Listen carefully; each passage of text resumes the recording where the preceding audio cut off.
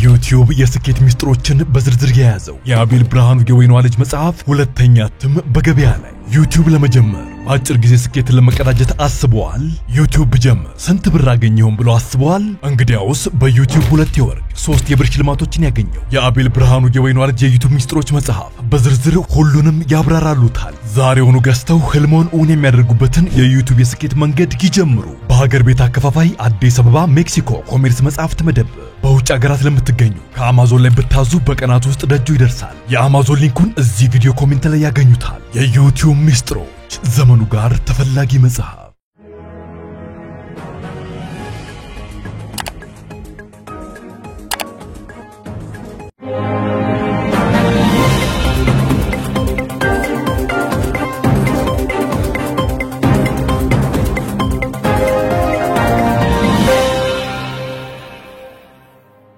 ጤና ይስጥልኝ ክቡራትና ክቡራን የዩቲዩብ ቻናል ቤተሰቦች 3 የሰዓቱን አጫጭር መረጃዎች ይዤ ቀርብ ያለው እስከ ፍጻሜው አብራችሁኝ ቆዩ።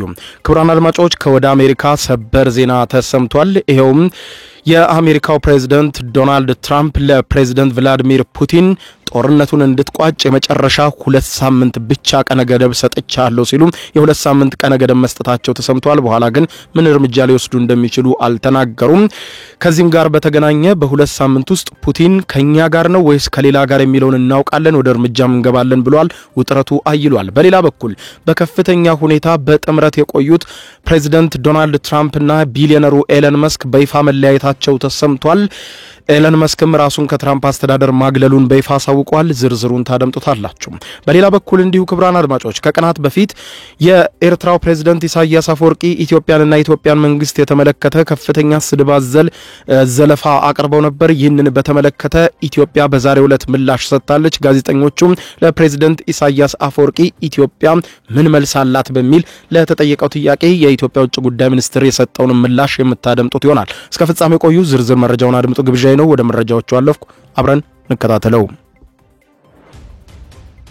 በቅድሚያም 2 ሰበር መረጃዎች ከወደ አሜሪካ ተሰምተዋል። የአሜሪካው ፕሬዝዳንት ዶናልድ ትራምፕ የዩክሬኑን ጦርነት በ2 ሳምንት ብቻ እንዲቋጭ ለፕሬዝዳንት ቭላዲሚር ፑቲን ማሳሰቢያ መስጠታቸው ተሰማ። ነገሮች ውጥረት አባብሰዋል።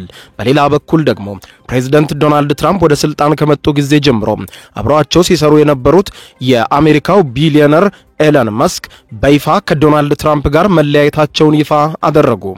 የዩናይትድ ስቴትሱ ፕሬዝዳንት ዶናልድ ትራምፕ ለሩሲያው መሪ ቭላዲሚር ቭላዲሚሮቪች ፑቲን የዩክሬንን ጦርነት በ2 ሳምንት ውስጥ እንዲያቆም ቀነ ገደብ መስጠታቸውን ይፋ አድርገዋል። በአሜሪካ የፕሬዝዳንቱ ቢሮ በመሆን መግለጫ እየሰጡ የነበሩት የአሜሪካው ፕሬዝዳንት ዶናልድ ትራምፕ ፑቲን ጦርነቱን ማቆም ይፈልጋሉ ወይ ተብሎ ከጋዜጠኞች ለቀረበላቸው ጥያቄ ምላሽ ሲሰጡ እሱን ልነግራችሁ አልችልም፣ ነገር ግን የምነግራችሁ አንድ ነገር ነው፣ ይህንን በ2 ሳምንት ውስጥ ታውቁታላችሁ ብለዋል ዶናልድ ትራምፕ ባለፉት ጥቂት ቀናት የሩሲያ አቻቸው ፑቲን ላይ ጠንካራ ትችቶችን ሲሰነዝሩ መቆየታቸው ይታወቃል። ካለፈው እሁድ ጀምሮ በማህበራዊ ሚዲያ ፑቲን ፍጹም አብዷል፣ እብድ ነው፣ እንዲሁም በእሳት እየተጫወተ ነው የሚል አስተያየት በተደጋጋሚ ሲሰጡ እንደነበር አይዘነጋም።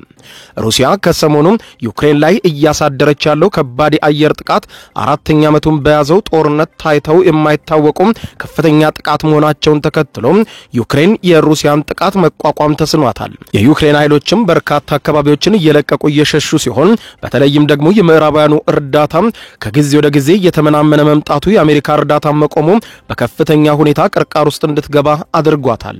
ይህንን ተከትሎ ታዲያ ትናንትና ከጋዜጠኞች ጋር ትራምፕ በነበራቸው ቆይታ እንዳሉት ለሩሲያው ፕሬዝዳንት ቭላዲሚር ፑቲን የ2 ሳምንት ቀነ ገደብ ሰጥቻለሁ፣ በ2 ሳምንት ውስጥ ጦርነቱን እንዲያቆምና ከኛ ጋር ሰላም እንዲያወርድ ብየዋለሁ፣ ይህንን ካላደረገ የምናየው ይሆናል ብለዋል። በሚቀጥሉት 2 ሳምንታት ውስጥ ፑቲን ከኛ ጋር ነው ወይስ አይደለም የሚለውን ቁርጡን እናውቃለን። ስለዚህ የሚቀጥሉት 2 ሳምንታት ወሳኝ ናቸው ብለዋል ትራምፕ በዩክሬን ጦርነት ምክንያት ትዕግስታቸው እየተሟጠጠ መሆኑን የሰጡት ምላሽ ይጠቁማል ያሉት መገናኛ ብዙሃኑ ዋይት ሃውስ ሩሲያና ዩክሬንን ለማደራደር ያደረገው ሙከራ ውጤታማ እንደማይመስልም የአሜሪካ መገናኛ ብዙሃን ጽፈዋል። ትራምፕ በቅርቡ ከፑቲን ጋር 2 ሰዓታት የዘለቀ የስልክ ውይይት ውይይታቸውን መልካም እንደነበር በሁለቱም በኩል ማሳወቃቸው አይዘነጋም። ፑቲን በስልክ ልውውጡ ወቅት ከዩክሬን ጋር ወደፊት የሰላም ስምምነት ለመፍጠር ዝግጁ መሆናቸውን አስታውቀው ከዚህ የስልክ ልውውጥ ከአንድ ሳምንት በኋላ ሩሲያ በመቶዎች የሚቆጠሩ ድሮኖችና በደርዘን የሚሆኑ ሚሳኤሎችን ወደ ዩክሬኗ ዋና መዲና ኬቭ ስትተኩስ አንግታለች። ምንም እንኳን ዶናልድ ትራምፕ ወደ ስልጣን ከመጡ ወዲህ በተደጋጋሚ በፑቲን ላይ እርምጃ እንደሚወስዱ ቢያስጠነቅቁም እስካሁን ተጨባጭ ነው የሚባል እርምጃ ግን አልታየም። የትራምፕ አስተዳደር እየተከተለ ያለው መንገድ ሩሲያ የበለጠ እንድትጠናከር አግዟል፣ ዩክሬንን ደግሞ አዳክሟል በሚል በርካቶች ይተቻሉ። ባሳለፍነው ረቡዕ ዕለት የጀርመኑ መራሄ መንግስት ፍሬድሪክ ሜርዝ ለኬቭ ረጅም ርቀት የሚጓዝ ሚሳኤል እንደሚሰጡ ለዩክሬኑ ፕሬዝዳንት ቮሎዲሚር ዜሌንስኪ ነግረዋቸው ነበር። በዩክሬን ጦርነት ምክንያት በሺዎች የሚቆጠሩ ሰዎች ሞተዋል።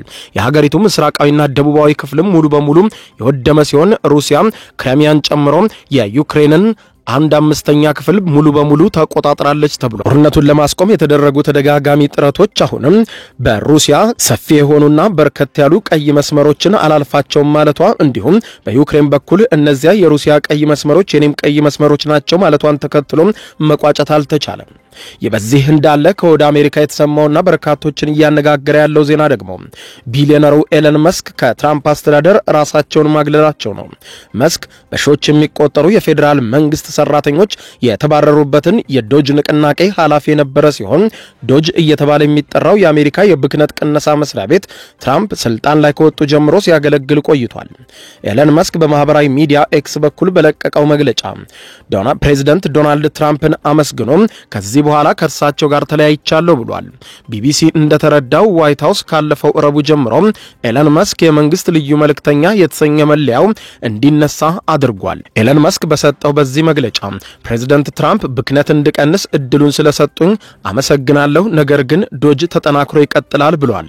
ደቡብ አፍሪካ የተወለደው ጉምቱ ቴክኖሎጂ ሰው ልዩ የመንግስት ሰራተኛ የሚል ኃላፊነት ተሰጥቶት በአመት 130 ቀናት እንዲሰራ በአሜሪካ መንግስት ተፈቅዶለት ነበር።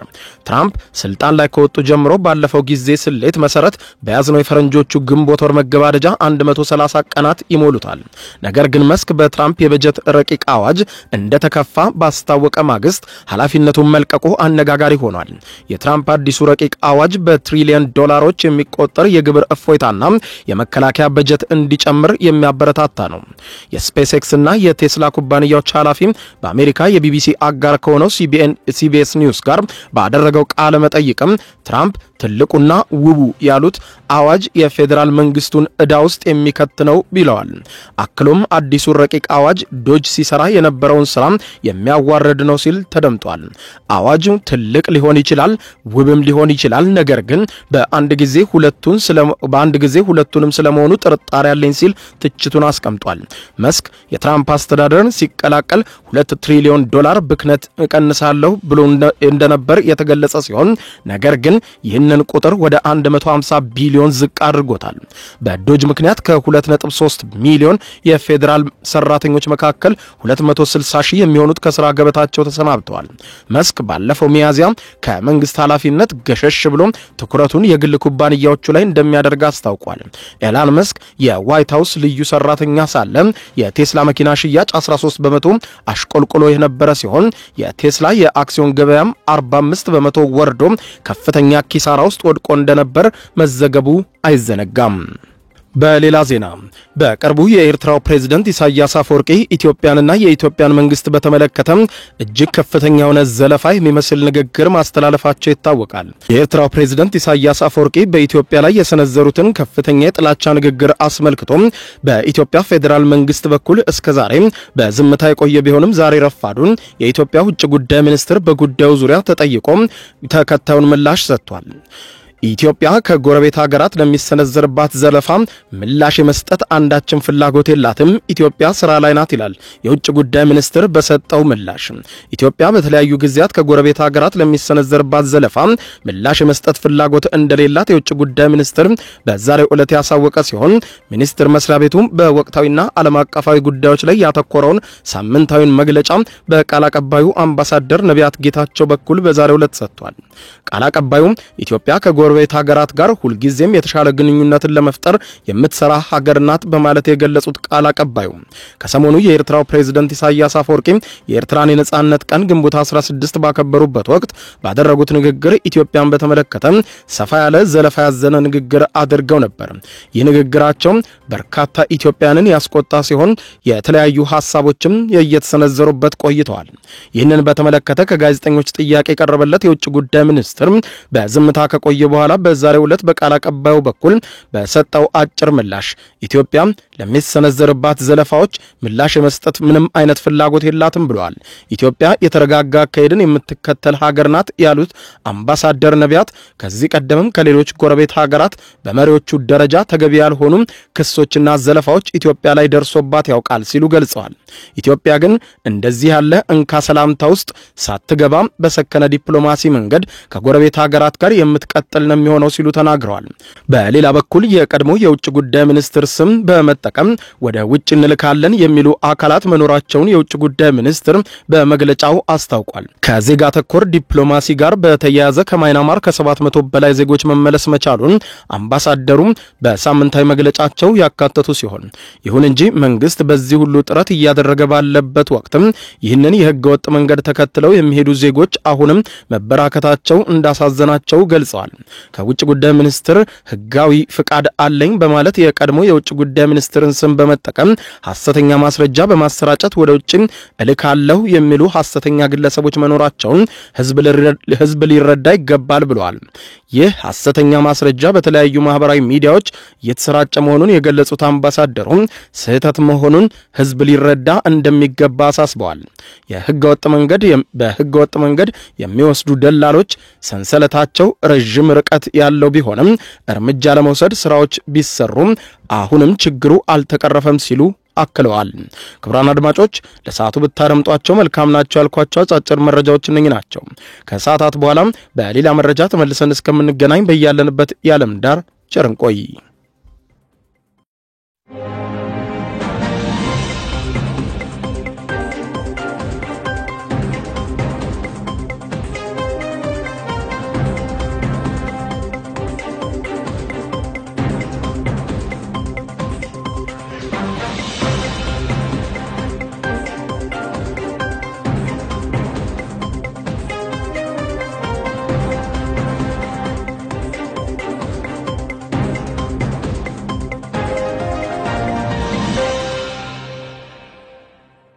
የዩቲዩብ የስኬት ሚስጥሮችን በዝርዝር የያዘው የአቤል ብርሃኑ የወይኗ ልጅ አዲስ መጽሐፍ በገበያ ላይ ዋለ። ዩቲዩብ ለመጀመር በአጭር ጊዜ ስኬትን ለመቀዳጀት አስበዋል? ዩቲዩብ ጀምረው ሚስጥሮቹ አልገባ ብለውታል? እንግዲያውስ አዲሱ በዩቲዩብ 2 የወርቅ 3 የብር ሽልማቶችን ያገኘው የአቤል ብርሃኑ የወይኗ ልጅ የዩቲዩብ ሚስጥሮች መጽሐፍ በዝርዝር ሁሉንም ያብራራሉታል። ዛሬውኑ ገዝተው ህልሞን የሚያደርጉበትን የዩቲዩብ የስኬት መንገድ ይጀምሩ። በውጭ ሀገራት ለምትገኙ ከአማዞን ላይ ብታዙ በቀናት ውስጥ ደጁ ይደርሳል። የአማዞን ሊንኩን እዚህ ቪዲዮ ኮሜንት ላይ ያገኙታል። በሀገር ውስጥ ለምትገኙ በ0949 13 0000 ቴሌግራም ላይ ይዘዙ። ካሉበት ቦታ እናደርሳለን። የዩቲዩብ ሚስጥሮች ዘመኑ ጋር ተፈላጊ መጽሐፍ